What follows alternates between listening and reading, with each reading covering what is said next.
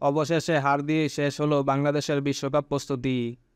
শেষ ম্যাচে জিম্বাবুয়ের বিপক্ষে হারায় মোটেও খুশি ছিলেন না বিসিবি সভাপতি ও ক্রীড়ামন্ত্রী নাজমুল হাসান পাপন।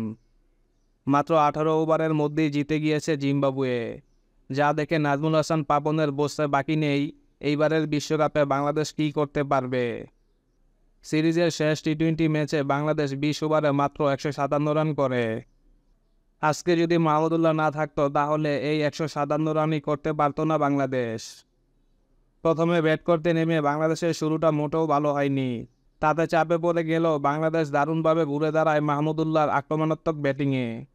দলের যখন মাত্র 9 রান, তখন আগের ম্যাচে 50 করা জুনিয়র তামিম আউট হয়ে সাজঘরে ফিরেন।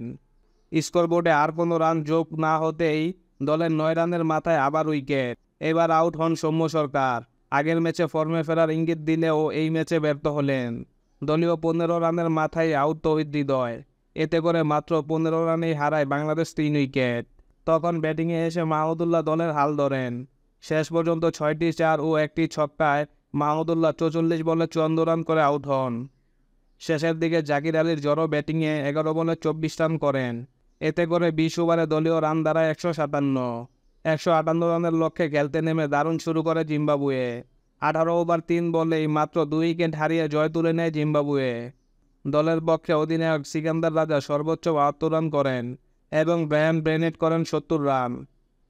দর্শক, আপনি কি মনে করেন বাংলাদেশ কি ভালো কিছু করতে পারবে এবারের বিশ্বকাপে? কমেন্টে জানান আপনার মন্তব্য।